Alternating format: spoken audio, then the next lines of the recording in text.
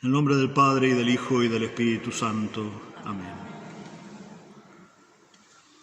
Bueno, los temas teóricos que configuran la conversión, nuestro acceso al sacramento de la confesión también, son primariamente, en la escuela domínica, la doctrina nuestra de la gracia. Doctrina de la gracia, que viene de San Agustín a Santo Tomás en su máximo esplendor, y a veces queda un poco oculta en otras escuelas cristianas. La gracia es un hábito entitativo, es como la salud del alma. Decimos que un cuerpo está sano antes de que haga cosas, es sano, está en gracia. Y esa condición de estar sano el cuerpo y de estar sana el alma la mueve a la operación, a obrar. El alma está sana por la gracia e inmediatamente brotan los principios de acción, sobre todo la fe, la esperanza y la caridad y todas las virtudes derivadas, infusas y adquiridas. Entonces, es una cosa entitativa como la salud, pero también se puede decir que es una fuerza, todo un conglomerado de fuerzas que mueven a la persona. Yo le decía a mis penitentes, la gracia es una fuerza potentísima. Y alguno me lo recordó años después. Una vez me dijiste, la gracia es una fuerza potentísima, en la confesión, ¿no? Todas las fuerzas humanas creadas de la tierra son un grano de arena en comparación con la fuerza de este enorme mundo de la gracia, que es infinita porque es gracia divina, potentísima. Y eso hay que creerlo y amarlo cuando uno viene a la Cuaresma, cuando uno viene a la confesión. Y la segunda gran doctrina, muy iluminadora, muy consoladora, es la doctrina de la providencia y de la predestinación, que son cosas muy vinculadas, casi sinónimas. La predestinación es parte de la providencia.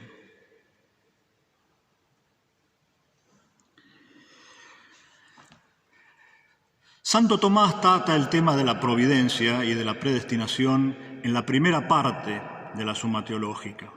La primera parte es sobre Dios, porque la providencia y la predestinación son cosas dentro de Dios, valga el lenguaje metafórico, en Dios.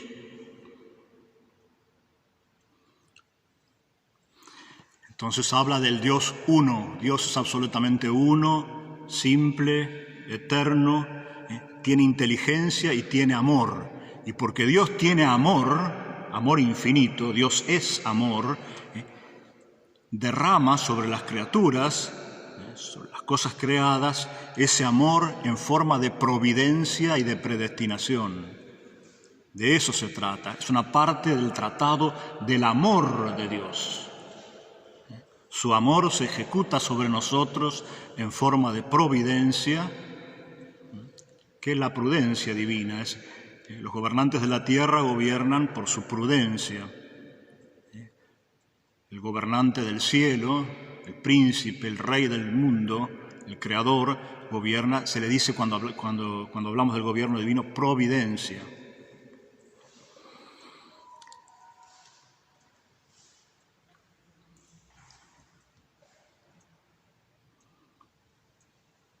Entonces, llegado el momento de decir una definición, esto es un poco abstracto, hay que hacer un esfuerzo contemplativo y que profundice las palabras, pero vale la pena.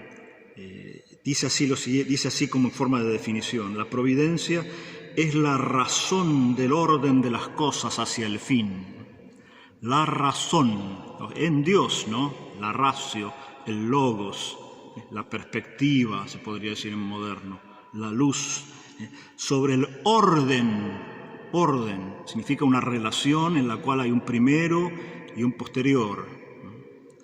El orden de las cosas hacia el fin con mayúscula, sobre todo el fin último, que es Dios.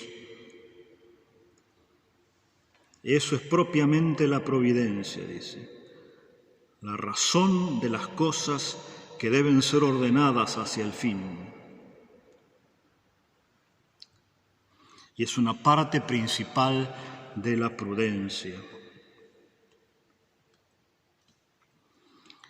La prudencia en cuanto a... La prudencia en latín es lo mismo que virtus gubernativa, la virtud de gobernar, la fuerza para gobernar.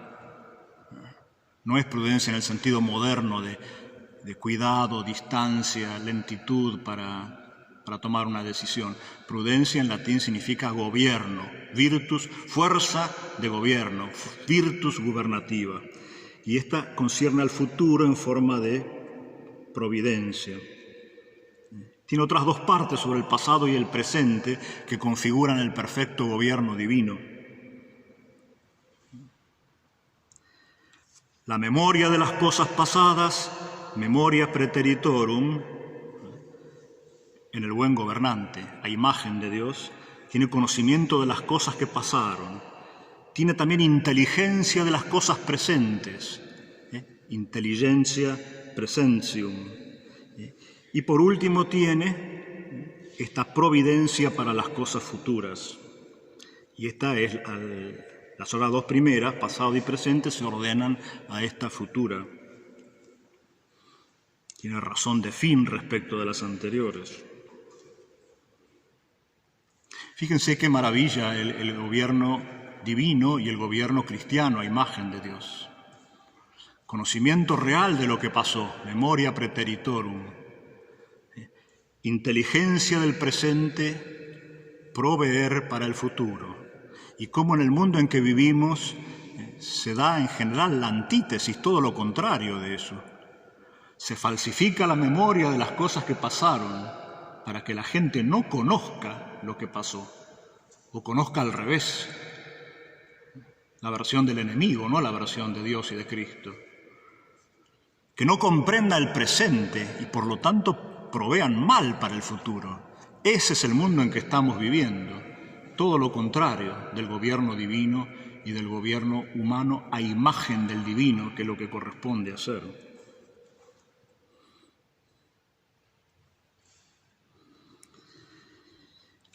Y sobre predestinación nos dice Santo Tomás que así como a la providencia le corresponde ordenar las cosas hacia el fin, fin con mayúscula, fin último, que es Dios, hay ciertas criaturas, las criaturas con inteligencia y por lo tanto con libertad, la libertad brota de la inteligencia, de la indeterminación, de la inteligencia en esta vida.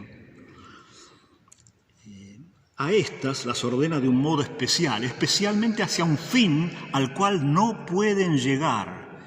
La vida eterna es un fin que nos es totalmente desproporcionado. No podemos llegar por nuestras fuerzas.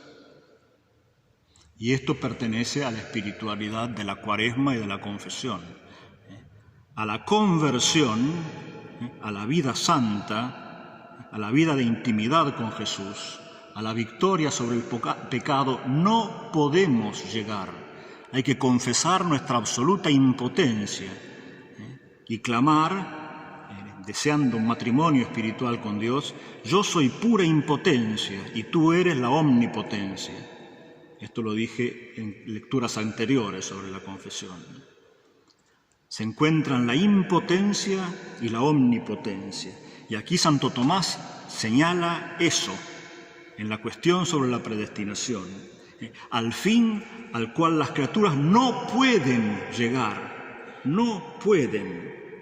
Confesión de que no podemos. La criatura no puede. Non potest pervenire. No puede llegar a la vida eterna por sus propias fuerzas. Entonces conviene que sea llevada a este fin por otro, por Dios mismo. Como la flecha es dirigida a su blanco, a su objetivo, por el arquero, por el que dirige la flecha. Dios es el arquero, nosotros somos la flecha que tiene que llegar a su lugar perfecto, destinado. Y hay una ciencia y una fuerza en Dios que es capaz de dirigirnos. La imagen de la flecha no es muy perfecta porque la flecha no tiene inteligencia, por lo tanto tampoco tiene libertad, entonces no obligatoriamente sigue el curso que el arquero le señala. Pero así somos nosotros como flechas vivas, tenemos un principio de acción adentro. Tenemos alma, que es principio de vida y principio de nuestras acciones, y entonces seguimos con amor ese movimiento, esa fuerza, ese impulso que el arquero con mayúsculas, que es Dios, le dio a la flecha. Pero debemos ser llevados, dirigidos al objetivo, al blanco, solamente por la fuerza divina. De otro modo no podemos alcanzarlo. Conviene que sea transportado, transmitido por otro.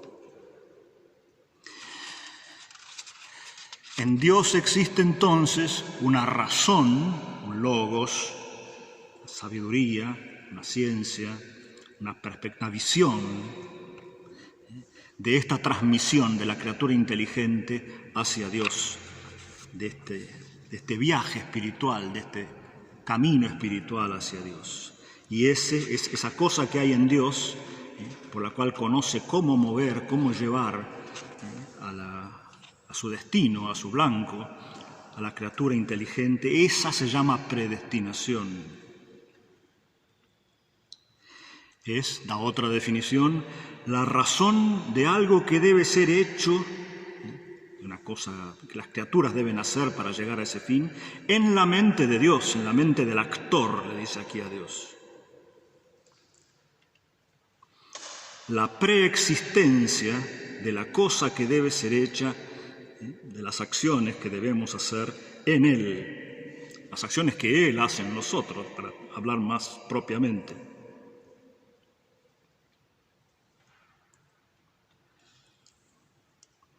Esta luz, este logos de la transmisión, es una transmisión, un destino de la criatura inteligente hacia el fin último de la vida eterna.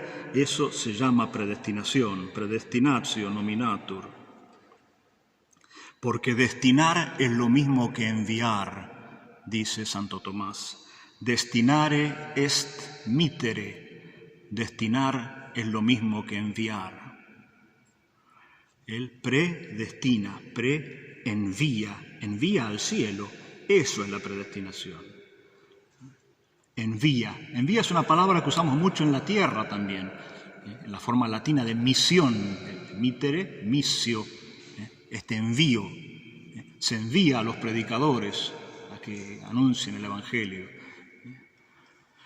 Los padres envían a los hijos a la vida, les enseñan, los capacitan para enviarlos al mundo y llevar ahí la presencia de Dios. Y así sucesivamente. Tiene un componente de dolor este envío, ¿no? Uno tiene que dejar cosas para ir a la misión a la cual lo envían, pero vale la pena.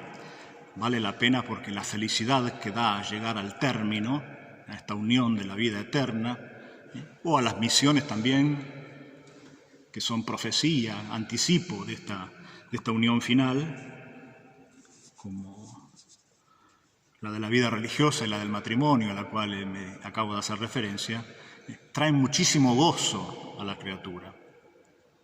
El haber sido enviado y haber llegado al punto de envío, de misión y cumplirla. Dios la cumple a través de nosotros.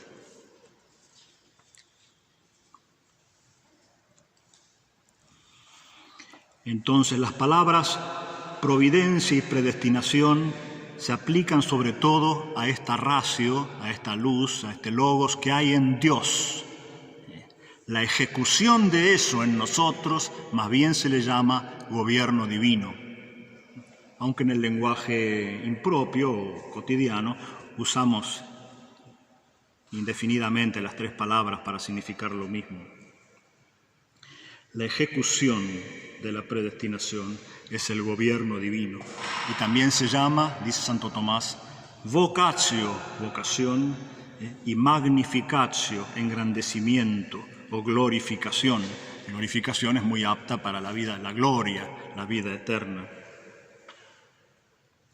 Por supuesto, esto es una cita, está comentando Santo Tomás, Romanos 8.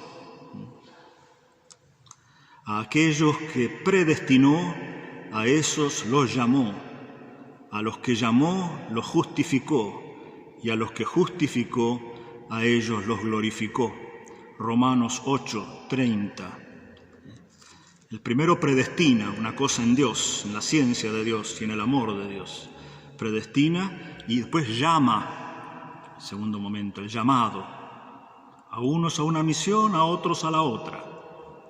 Todas igualmente valiosas ante Dios. Y a esos que Él llama, los justifica, los hace santos, ya en la tierra.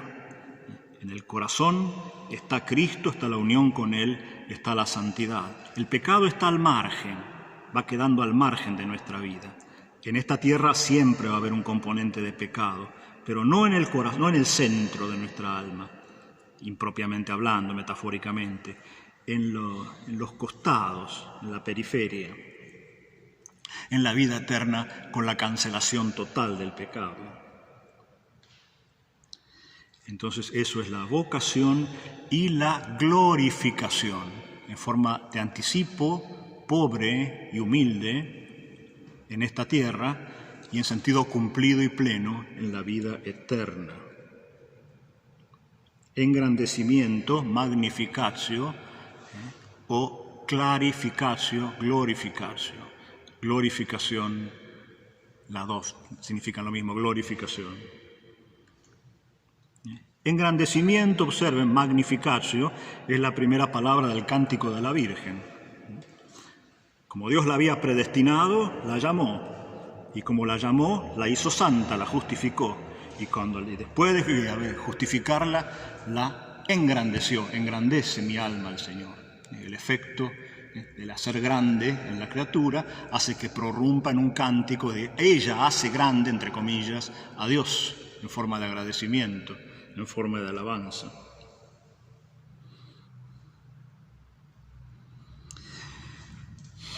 Entonces volvemos al tema de nuestra cuaresma y confesión, una que yo digo mucho a los penitentes.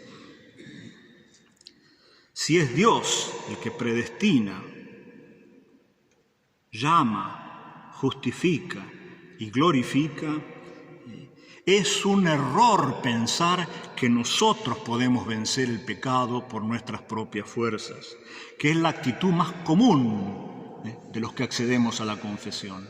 Venimos con un cierto miedo, como diciendo yo no hice bien las cosas. Yo con mis fuerzas debía haber vencido el pecado y no lo vencí. Entonces vengo a decirlo en el sacramento para que mis pecados sean perdonados. Pero sigue la fantasía, yo algún día los voy a vencer con mis fuerzas, con mi iniciativa. Y no es así. Es Cristo el que vence al pecado. Lo nuestro no es vencer, me canso de repetirlo en el sacramento, lo nuestro no es vencer, sino pedir. Pedir humildemente y con confianza, de hijo a padre, que Él haga la victoria, que Él venza sobre el pecado. Si hiciéramos esto todos los días, en la oración contemplativa de cada día, decirle y declararle nuestra impotencia, de que no podemos vencer el pecado, pero que Él sí puede, declararle que reconocemos que Él sí es omnipotencia y puede, y le confiáramos esta misión todos los días, en esta oración quieta en la cual uno programa el día, nuestra vida sería distinta y el propósito de enmienda verdadero católico cambiaría la vida de los católicos y no tendría lugar la crítica de los que menosprecian o ven, observan que nuestro propósito de enmienda es más que defectuoso. Lo nuestro no es vencer, sino pedir, en una especie de pasividad que ama. No es pasividad completa, como la de la flecha inerte que sola se dirige. No es pasividad completa, porque ama, y amor significa principio de vida. Hay un alma un alma intelectual, un alma espiritual que es principio de sus actos de inteligencia y de amor. Ama y se deja llevar, consciente se dice, consentimiento, es la clave del matrimonio, la clave de la santidad y del pecado. Solamente hay pecado grave cuando uno consiente. Entonces uno consiente a este movimiento, transmisión, le dice Santo Tomás, transmisión, destinación también, movimiento, con confianza. Palabra confianza en latín se dice fiducia, y fue utilizada por los protestantes en sentido equivocado, confundiéndola con la fe. Pero existe la fe sobrenatural, que tiene por objeto a Dios en cuanto autor de la revelación, y existe también la fiducia, que es una parte de la fortaleza y es muy importante. Muchos de nosotros, otro drama católico, es que tenemos fe, tenemos por objeto a Dios, autor de la revelación, y creemos en lo que nos dijo en la Sagrada Escritura, pero falta este componente afectivo de estas virtudes menores, como la fiducia, que es parte de la fortaleza, que vienen a dar contenido, solidez a la fe. Hay mucha gente que tiene mucha fe y reza varias oraciones por día, y sin embargo el cambio de vida no se opera, porque falta esta parte afectiva, la fiducia, la fortaleza, esta confianza verdaderamente de hijo a padre, de hija a padre, por la cual tiene la certeza de que Él va a hacer su obra. No es una oración angustiosa, llena de angustia, por favor, Salvador mío. Estoy muriendo de... A veces sí pasa esto, pero ocasionalmente. Estoy muriendo, consumido por la angustia, recurro a ti. Pero normalmente tiene que ser pacífica esta oración. Tengo la certeza de que vas a hacer la obra, la victoria sobre el pecado, la unión contigo, la paz y la amistad con Cristo Jesús. Tú la vas a hacer. Y por eso te la pido, y te la pido todos los días con esta fiducia, con esta confianza, con esta fortaleza.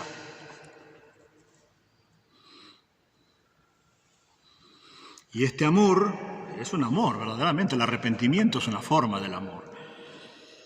Este amor cancela pecados, de verdad que los cancela. Antes de llegar al confesionario, por el amor de arrepentimiento ya la gracia va trabajando y va cancelando los pecados. Así que no debemos estar meditando mucho en pecados pasados que ya hemos confesado. María Magdalena es un ejemplo perfecto de esto. Ella no andaba en Tierra Santa, cerca de Cristo, meditando, mis pecados pasados, mis tremendos pecados pasados. ¿Cómo voy a poder ser digna de estar con Él, de seguirlo, de acompañarlo hasta el pie de la cruz? Tal pecado hice y tal otro, y qué graves eran. 7 demonios, dice San Lucas. No tenía tiempo para pensar en sus pecados pasados. El Cristo presente que tenía delante era tan grande, tan dominante de su vida, que no había lugar para pensar en pecados pasados.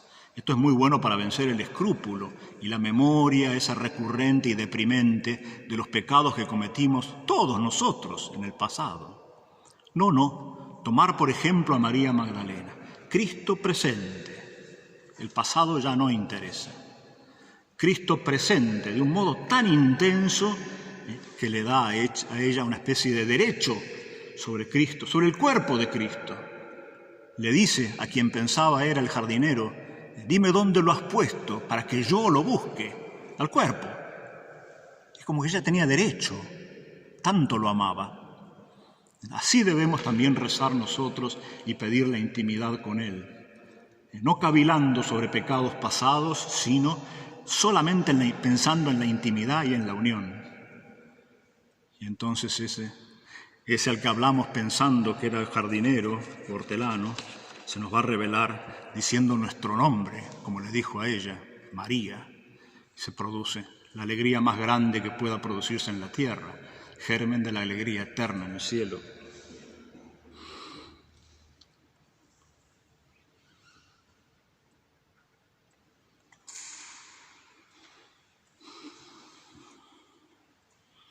Para que se produzca este milagro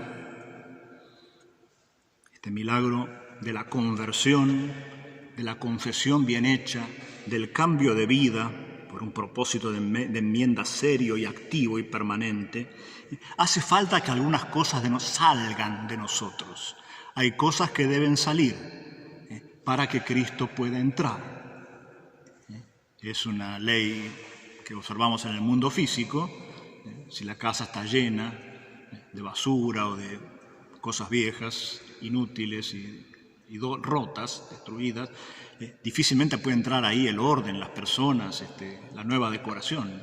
Primero hay que remover para que pueda entrar la presencia de Dios.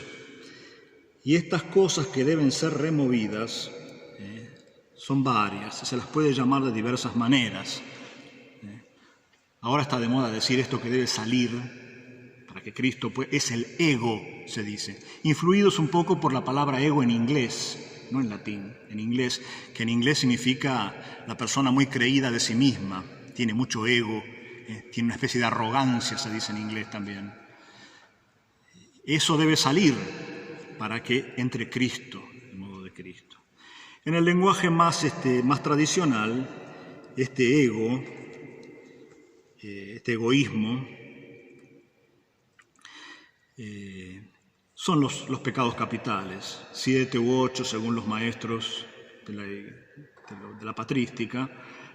Este conglomerado de pecados capitales que configuran un falso yo, no es el verdadero ego, no es el verdadero yo, es un falso yo, y ocupan ese lugar en forma de ídolo. Ese ídolo tiene que ser removido, ese yo, ese falso yo, que lo fuimos fabricando desde la niñez, un yo exigente, egocéntrico, caprichoso. Capricho significa la voluntad arbitraria, voluntad propia arbitraria. Ese debe salir. Y en eso debemos trabajar cada vez que detectamos estos movimientos, este aguijón, esta espina en nuestro corazón, que todos la tenemos, desde Adán para acá. El pecado original causó eso. Por la soberbia, principal de los 8 o 7 pecados capitales, todos los otros. Según los temperamentos se destaca más uno que el otro, pero todos tenemos la plenitud de los pecados capitales. Entonces, eso es lo que hay que tratar de ir removiendo. Esa es la ascesis que enseñan todos los padres de la Iglesia, desde los remotos años de la patrística griega hasta toda la continuidad perfecta de la tradición de la Iglesia latina. Eso debe entonces ser removido.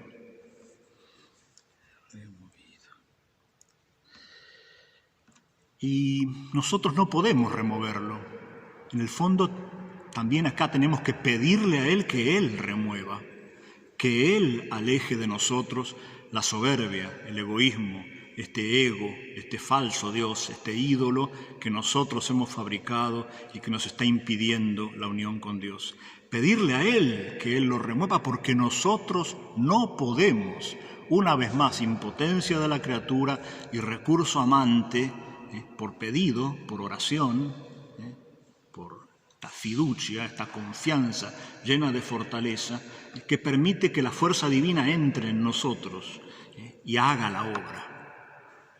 Pedirle que Él remueva el ego, que saque ese ego arrogante y que entre Cristo. Hay que pedírselo a Él repetidas veces, a veces largos años, hasta que Él hace la obra. Infaliblemente la va a hacer, porque Él lo prometió y su palabra no puede fallar. Lo va a hacer.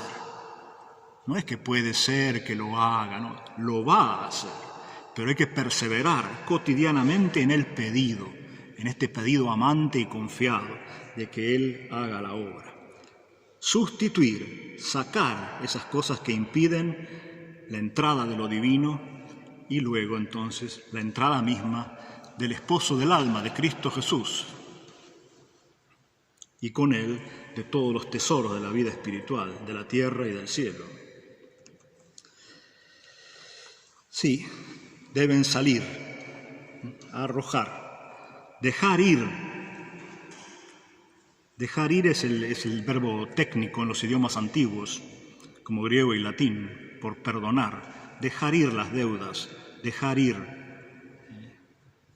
Toda esa condición nosotros que tenemos de acreedores, como que el prójimo nos debe pedir perdón, nos debe cosas. Dejarlo ir, que se desintegre, que se olvide, que se vaya. Dejar ir los resentimientos, los rencores y toda esta arrogancia, egocentrismo, soberbia y la codicia también. Esto es difícil en el mundo supereconómico en el que vivimos. Dejar la codicia, la cupiditas, el amor posesivo. Dejarlo de lado, los resentimientos, la envidia, la ira prolongada, ese descontento de la vida, que se vayan, dejar ir. Así decían los antiguos, ¿no? Deja ir nuestros pecados, dejar ir las deudas. Dimittere en latín, dejar ir. En inglés es muy fuerte también, let go. Cualquiera entiende lo que significa. En castellano, dejar ir, a veces la gente no entiende de qué está hablando uno. Realmente, dejar ir, que no exista más, que se va como desintegrando en el olvido, en todas estas fuentes de sufrimiento.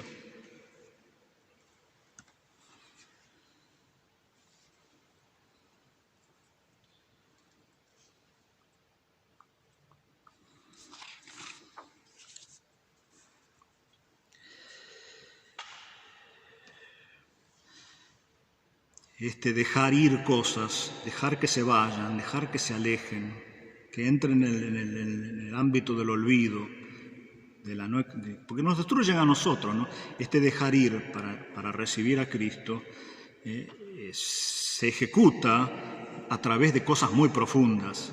O sea, la entrega del gobierno de mi vida en las manos de Él. Eso hay que hacerlo también todos los días. Entregar el gobierno de mi vida. Hasta hoy, eso también lo digo mucho a los penitentes, hasta hoy yo he gobernado mi vida y los resultados están a la vista.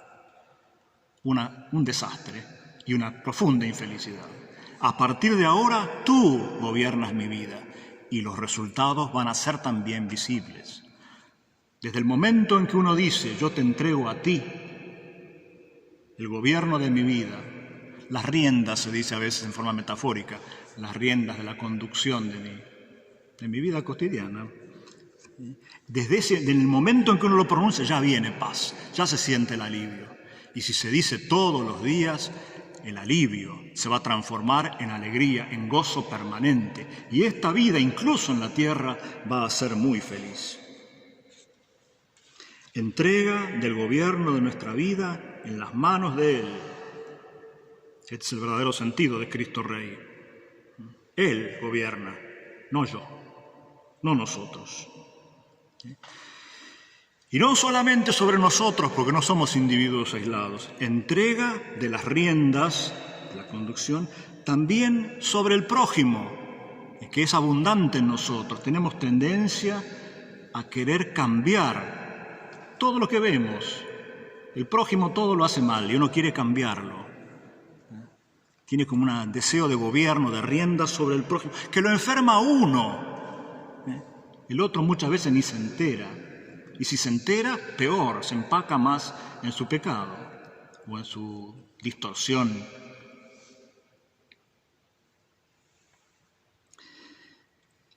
Entregar entonces las riendas, el gobierno de la vida sobre nosotros mismos y sobre el prójimo. Esto es fundamental para que Él haga su obra. Esta es la traducción a la vida cotidiana de ese remover pecados capitales y dejar entrar a Cristo. Dimittere, let go, desaparezca, no considerarlo más.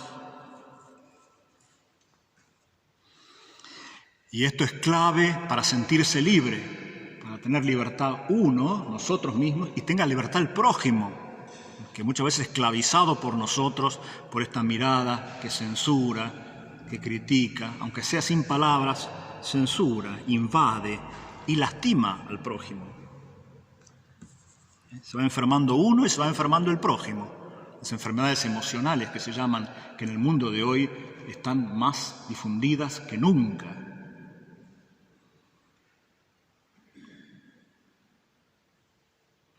Entonces van haciendo en nosotros y en el prójimo la libertad de los hijos felices y no la esclavitud de los hijos aislados, que es el estado previo, el estado del cual debemos salir. Somos esclavos nosotros y queremos esclavizar al prójimo en actitud de hijos pródigos, de hijos sin padre, de huérfanos aislados. Esa es la génesis de muchísimos males psicológicos, que desde la más tierna edad nuestra nos sentimos aislados, faltó el lazo con la madre, en el seno materno, después de nacer, con el padre, con la familia. Incluso en familias que externamente funcionan bien, a veces falta esta unión, que es la que sana, que es la que garantiza la salud, mejor dicho. Y la persona desde muy tierna edad se siente sola, se siente aislada, y de ahí vienen un montón de enfermedades emocionales. Graves, progresivas, mortales. Entonces debemos defendernos de esto y vincularnos. Si ya no podemos entrar de nuevo al seno materno, como dijo Jesús a Nicodemo, ya no podemos volver a vivir la infancia, podemos verla de otra manera y agradecerle a Dios todo lo que nos mandó y plantear hoy la unión con Él, de modo que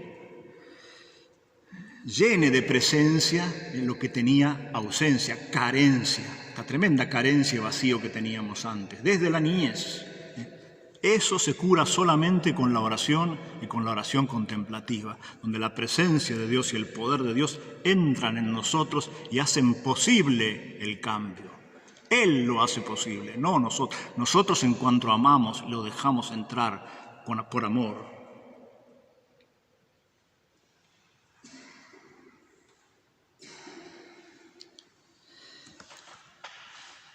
Si meditamos en estas doctrinas, se podría continuar con cada uno de los puntos, una conferencia sobre cada uno en el futuro. Vamos a llegar a este fin que todos deseamos, la restauración de la alianza.